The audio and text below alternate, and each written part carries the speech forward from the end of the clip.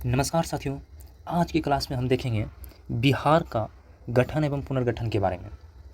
आखिर बिहार का जो नए राज्यों के रूप में गठन हुआ, सबसे पहले बिहार किसके साथ में शामिल था, अभी वर्तमान में बिहार की स्थिति कहाँ स्थित है और इसके साथ साथ जो सब क्षेत्र शामिल थे अभी उन्हें किन किन नामों से जाना जाता है। अब देखिए, सबसे पहले 18वीं और 19वीं सदी की बात है। सब यहाँ पे बिहार, झारखंड और उड़ीसा और पश्चिम बंगाल, बांग्लादेश, ये सारा के सारा क्षेत्र जो देख रहे हैं, ये सारा के सारा जो 18वीं 19वीं सदी में इसे बंगाल प्रेसिडेंसी के नाम से जाना जाता था। बंगाल प्रेसिडेंसी के नाम से जाना जाता था। बंगाल प्रेसिडेंसी के नाम से जाना जाता था।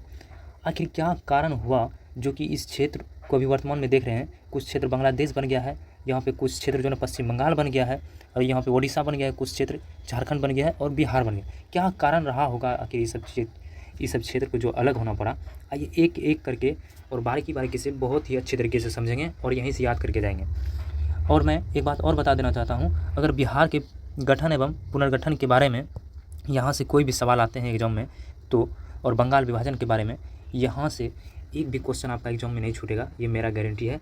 वीडियो में शुरू से अंत तक बने रहिए। देखिए, सबसे पहला बारी आता है 1905 ईस्वी के बंगाल विभाजन के पूर्व बंगाल राज्य, जिसमें आधुनिक बिहार, झारखंड, उड़ीसा, पश्चिम बंगाल एवं बांग्लादेश सम्मिलित थे। ये सब सारा के सारा जो क्षेत्र थे, ये सब बंगाल प्रेसिडेंसी यानी कि बंगाल राज्य के अंतर्गत आते थे। ये पूरा का पूरा क्षेत्र एक दिन ऐसा आया जिसमें कि बंगाल का विभाजन हो गया। आइए सबसे पहले बंगाल विभाजन के बारे में एकदम डिटेल से जानते हैं और एक एक चीज़ को अच्छे तरीके से समझने का प्रयास करते हैं। सबसे पहले हम जानेंगे कि बंगाल विभाजन कब हुआ। देखिए, बंगाल विभाजन की घोषणा सबसे पहले जो की गई थी, बंगाल विभाजन की घोषणा 20 जुलाई 1905 ईस्वी को की गई थी। 20 जुलाई 1905 ईस्वी को जो है ना बंगाल विभाजन की घोषणा की गई। उसके बाद हुआ क्या, इस समय जो था ना भारत के तत्कालीन वायसराय की बात करें तो इस समय तत्कालीन वायसराय थे लॉर्ड कर्जन। जब बंगाल विभाजन की घोषणा की गई 20 जुलाई 1905 ईस्वी को, तो उस समय तत्कालीन वायसराय थे लॉर्ड कर्जन।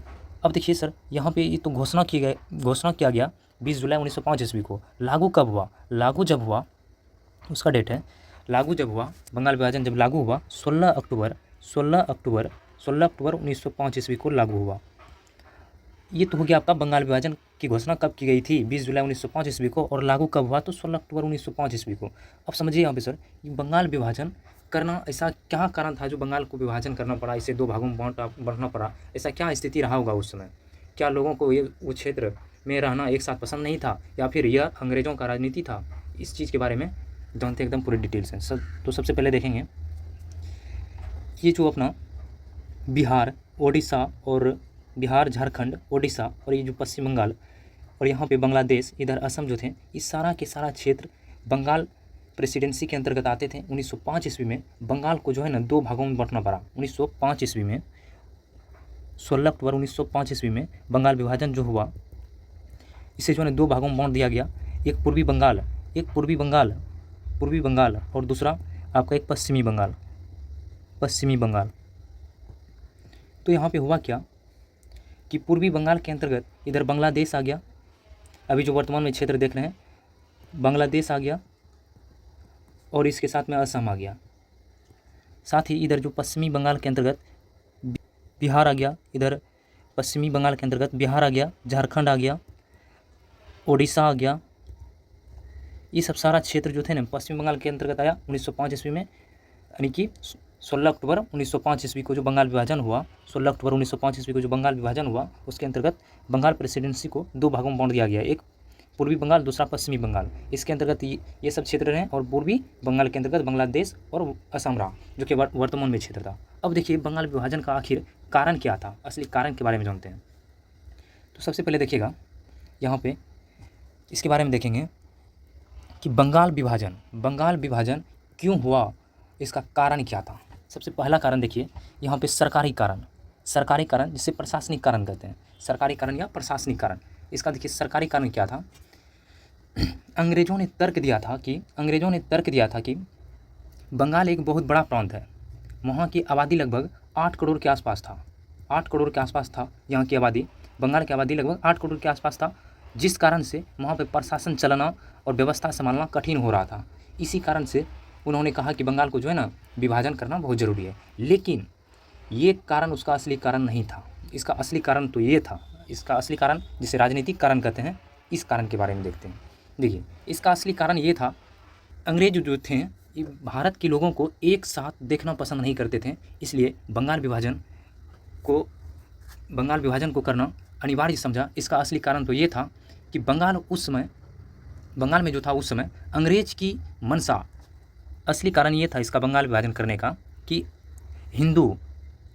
अंग्रेज की मंशा थी, अंग्रेज का मंशा था हिंदू एवं मुस्लिम को एक साथ नहीं रखना है, इन दोनों को आपस में लड़ाते रहना है ताकि मेरा जो है यहाँ पे काम चलता रहे।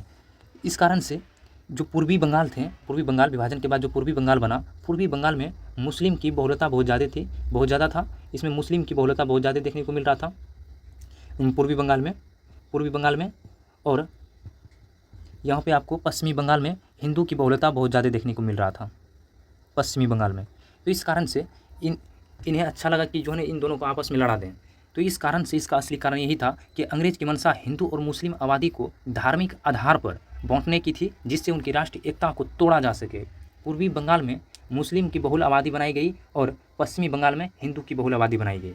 यही इसका कारण था कि बंगाल विभाजन करने का।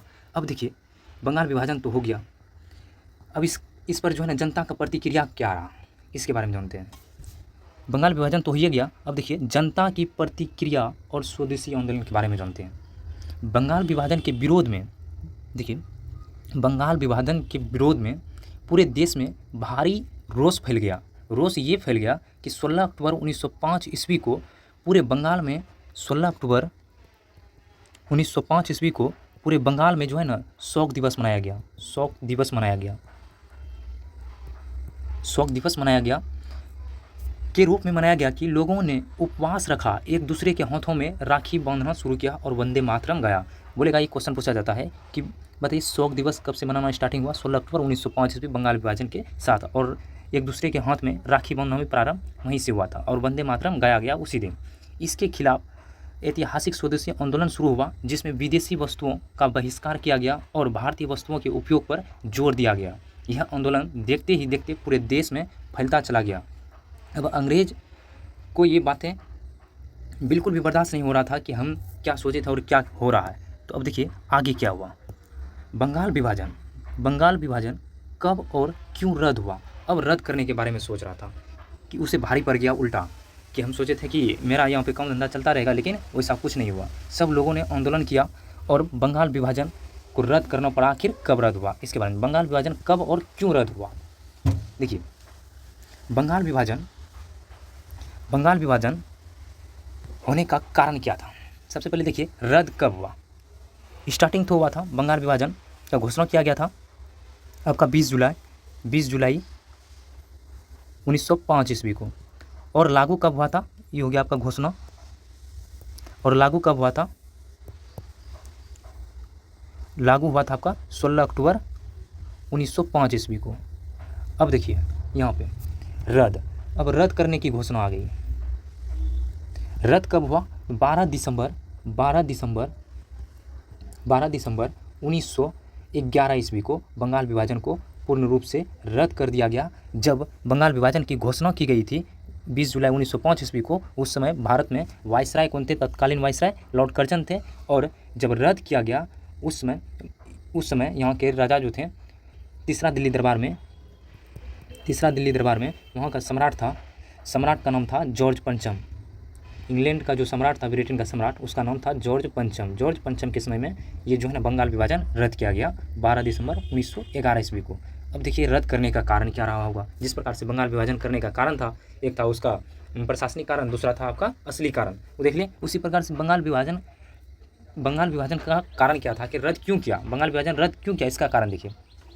इसका कारण ये था कि लगातार और उग्र हो रहे भारतीय राष्ट्र विरोध स्वदेशी आंदोलन तथा देश भर में बढ़ते जनाक्रोश के आगे झुकते हुए ब्रिटिश सरकार को यह फैसला वापस लेना पड़ा। इसको जो है ना, यहाँ पे आंदोलन बहुत ही तेज़ी से बढ़ता जा रहा था और आदमी का भीड़ बढ़ता जा रहा था और सभी जनता के अंदर में जो ना आक्रोश पैदा हो रहा था। इस कारण से इसे बंगाल विभाजन को रद्द करना पड़ा, नहीं तो अंग्रेज को यहाँ से भागना पड़ जाता। इसके बाद देखिए क्या हुआ, बंगाल विभाजन के बाद देखिए क्या हुआ। इसके बाद क्या हुआ, विभाजन रद्द होने के बाद बंगाल को भाषाई आधार पर पुनर्गठित किया गया। बिहार और ओडिशा बंगाल से अलग करके एक नया प्रांत बनाया गया। देखिए बंगाल से, ये जो पूरा बंगाल थे यहाँ पे देखिएगा, ये पूरा बंगाल था। अब बंगाल से अलग करके बिहार झारखंड, जो कि अभी वर्तमान में सब अलग हो गया है, ये सब सभी राज्य जो था ना साथ ही में था, बिहार झारखंड और ओडिशा, इन तीनों को अलग किया गया और बंगाल को, पश्चिमी बंगाल को एक अलग में छोड़ दिया। तो यहाँ से इस अलग किया गया, साथ ही नया प्रांत बनाया गया। ब्रिटिश भारत की राजधानी को भी जो है ना कलकत्ता से हटा करके दिल्ली किया गया इसी बंगाल विभाजन, यानी तीसरा दिल्ली दरबार में जो हुआ उसमें क्या हुआ, सबसे पहले भारत का राजधानी कलकत्ता था और कलकत्ता से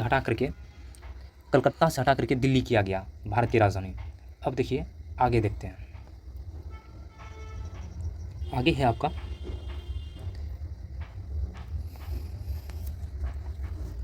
तीसरा दिल्ली दरबार में 12 दिसंबर 1911 ईस्वी को जो तीसरा दिल्ली दरबार हुआ था, उसमें भारत की राजधानी कलकत्ता से हटा करके नई दिल्ली कर दिया गया और साथ ही बंगाल से अलग करके एक बिहार राज्य का गठन किया गया। उस समय बिहार के साथ साथ झारखंड और ओडिशा सब शामिल थे। उसके बाद देखिएगा यहाँ पे अब बंगाल से पृथक बिहार राज्य की जो स्थापना की गई, जिसमें आधुनिक झारखंड ओडिशा राज्य सम्मिलित थे। जब बिहार को अलग किया गया था, बिहार के साथ साथ में झारखंड और ओडिशा भी शामिल थे। अब यहाँ पे देखिए आगे क्या होता है, आगे ये होता है कि धीरे धीरे एक दिन ऐसा समय भी आता है, ओडिशा भी अलग हो जाते हैं और झारखंड भी अलग हो जाते हैं।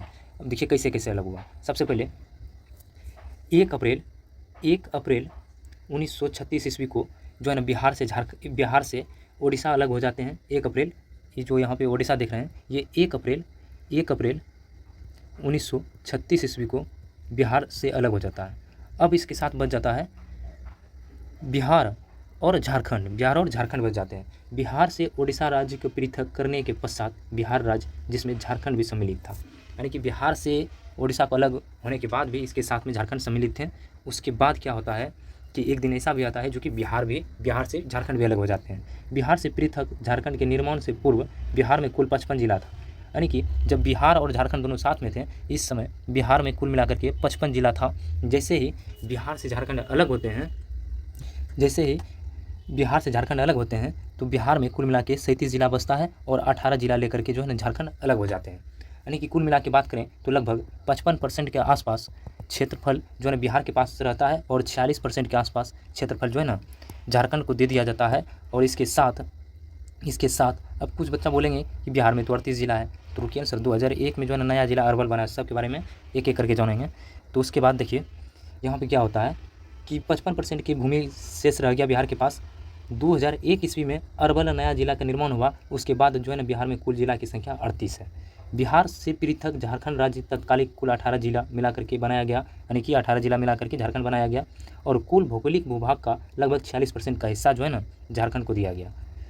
वर्तमान में झारखंड में कुल 24 जिला है और वर्तमान में बिहार में कुल 38 जिला है। यहाँ पे अभी वर्तमान में बिहार में कुल 38 जिला है। आगे देखिए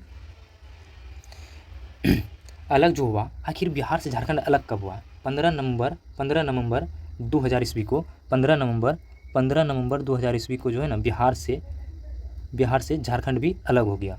उसके बाद आइए यहाँ पे देख लेते हैं वन शॉट में बिहार राज्य का क्रमबद्ध गठन एवं पुनर्गठन।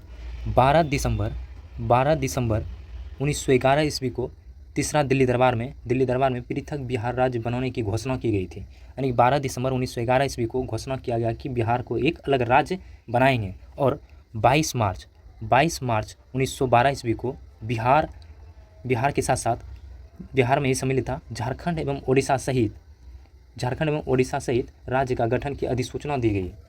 बिहार राज्य की अधिसूचना कब दी गई? 22 मार्च 1912 ईस्वी को। लेकिन दिल्ली को बिहार को अलग राज्य बनाने की घोषणा कब की गई थी? 12 दिसंबर 1911 को। अब देखिए बिहार यानी कि 1 अप्रैल 1912 ईस्वी को 1 अप्रैल 1912 ईस्वी को बिहार के साथ साथ झारखंड एवं ओडिशा सहित राज्य का गठन हो गया, पूर्ण रूप से गठन हुआ। ये क्वेश्चन भी पूछा जाता है कि बिहार राज्य का गठन कब हुआ था? इसका होगा आंसर 1 अप्रैल 1912 ईस्वी को। और पूछेगा बिहार दिवस कब मनाया जाता है? 22 मार्च को। कहा है कि अधिसूचना जारी की गई थी 22 मार्च को ही, इसलिए बिहार दिवस मनाते हैं 22 मार्च को, इसमें कन्फ्यूज नहीं होना है। अगर पूछेगा बिहार दिवस कब मनाया जाता है? 22 मार्च को। और बिहार राज्य का गठन कब हुआ था? तो 1 अप्रैल 1912 ईस्वी को। और बिहार राज्य गठन होने की घोषणा कब की गई थी? तो 22 दिसंबर 1911 ईस्वी को। और बिहार से जो है ना ओडिशा कब अलग हुआ? 1 अप्रैल 1936 ईस्वी को। बिहार से पृथक ओडिशा, वर्तमान में जिसका ओडिशा नाम है, इसका राज्य का गठन हुआ। ओडिशा का गठन कब हुआ? 1 अप्रैल 1936 ईस्वी को। 1 अप्रैल 1936 ईस्वी को। और बिहार से जो है ना झारखंड कब अलग हुआ? बिहार से झारखंड कब अलग हुआ? 15 नवंबर 2000 ईस्वी को। बिहार का अंतिम विभाजन है ये, उसके बाद फिर से बिहार का विभाजन नहीं हुआ है। तो यही यहाँ पे दिया गया है, थोड़ा देखिएगा इसको ध्यान से। बिहार का विशेष तथ्य, बिहार का स्थापना दिवस कब मनाते हैं? 22 मार्च को। और बिहार का क्षेत्रफल कितना है? 94,163 वर्ग किलोमीटर, 94,163 वर्ग किलोमीटर। और कुल जनसंख्या बिहार में कितना है? लगभग 11 करोड़ के आसपास, 11 करोड़ के आसपास 2011 की जनगणना के अनुसार, यानी कि 10,40,99,452। ये फुल डाटा नहीं पूछता है, 11 करोड़ के आसपास समथिंग याद रखिए। 11 से ज़्यादातर पूछा जाता है। और आगे देखिएगा,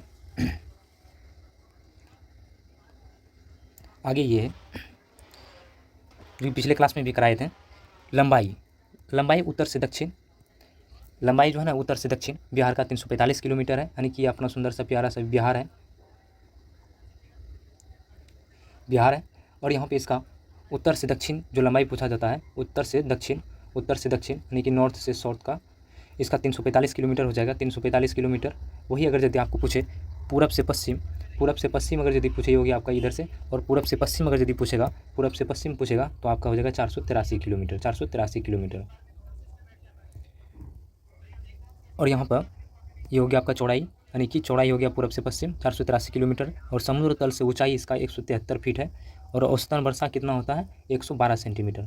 औसतन वर्षा का मतलब ये हुआ कि बिहार में ही बहुत सारे जिला हैं, पटना हो गया, बेगूसराय हो गया, भागलपुर हो गया, कहीं कहीं जो है ज़्यादातर वर्षा, जैसे किशनगंज में ज़्यादा वर्षा होता है और सबसे कम वर्षा होता है औरंगाबाद में। इन सभी को जो है ना एवरेज मान के चलता है। तो बिहार में कितना वर्षा होता है? 112 सेंटीमीटर। भारत के कुल क्षेत्रफल का, यानी कि भारत का जो कुल क्षेत्रफल है 32,87,263 वर्ग किलोमीटर, उनमें से पूछ रहा है भारत के क्षेत्रफल में से बिहार का क्षेत्रफल कितना परसेंट है? तो 2.86%। और क्षेत्रफल की दृष्टि से भारत का जो है ना बिहार जो राज्य है ये 12वां नंबर पे आता है। भारत का 12वां बड़ा राज्य है क्षेत्रफल के अनुसार, और भारत का तीसरा बड़ा राज्य है जनसंख्या के अनुसार। और इससे पहले, जबकि तीसरा सबसे बड़ा राज्य है जनसंख्या के अनुसार, इससे पहले 1 नंबर पे हो जाएगा आपका यूपी, और 2 नंबर पे हो जाएगा महाराष्ट्र, 3 नंबर पे हो जाएगा आपका बिहार, 3 नंबर पे हो जाएगा आपका बिहार, और 4 नंबर पे हो जाएगा आपका पश्चिम बंगाल। आज की क्लास यहीं तक रहने देते हैं सभी को। और वीडियो अच्छा लगा हो तो लाइक शेयर कमेंट करना ना भूलें। जो भी डाउट हो कमेंट करके पूछ सकते हैं।